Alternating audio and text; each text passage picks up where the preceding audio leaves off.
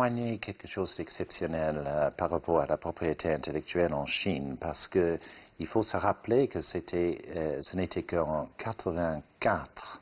1984 que la Chine a légiféré, adopté une loi sur les brevets.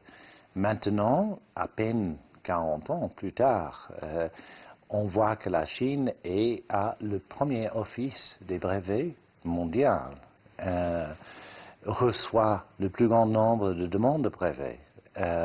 Maintenant, a passé en deuxième lieu en tant que déposant ou source ou origine des demandes de brevets internationales, qui est, si vous voulez, le sommet des inventions, quand on cherche la protection internationale pour une invention. Et la Chine est passée en deuxième lieu derrière les États-Unis et devant le Japon l'année dernière pour la première fois. C'est une histoire pareille pour tout ce qui est brands, c'est-à-dire les marques de fabrique, de services, et c'est pareil pour les dessins modèles. Donc c'est une histoire exceptionnelle. La montée de la Chine en tant que puissance de la propriété intellectuelle est quelque chose de jamais vu dans une période aussi courte.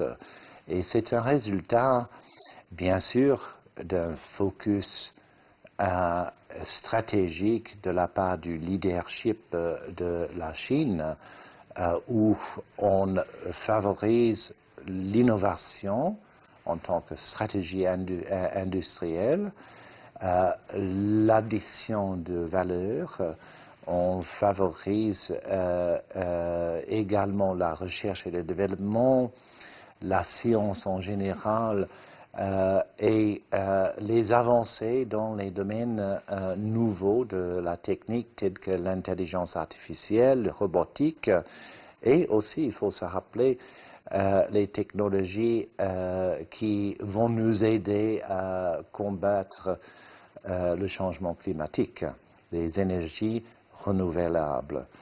Donc c'est une histoire qui est vraiment exceptionnelle. Je pense qu'on peut attendre une performance de la Chine qui sera toujours extrêmement forte. Si on peut maintenir ces taux de croissance, je pense que c'est peu probable parce que le volume sur lequel agissent ces taux de croissance est exceptionnel. Maintenant, on parle en termes de, si on prend le cas des demandes de brevets internationales.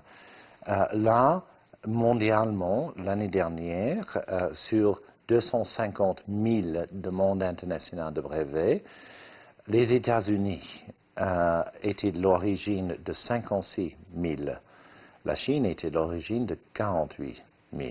Et juste derrière, 48 000, mais un peu moins, le Japon. Alors, sur un volume pareil, de maintenir un taux de croissance qui, l'année dernière, pour la Chine, était 13,5%, c'est énorme. C'était le seul pays, disons, parmi les premiers 20 origines des demandes de brevets internationaux, le seul pays qui a eu un taux de croissance au-delà de 2 chiffres, au-delà de 10%. Je pense qu'on peut attendre une croissance extrêmement forte de la part de la Chine pour plusieurs années encore, mais ce serait bien normal et naturel que le taux diminue quelque peu à cause du volume considérable que la Chine a maintenant.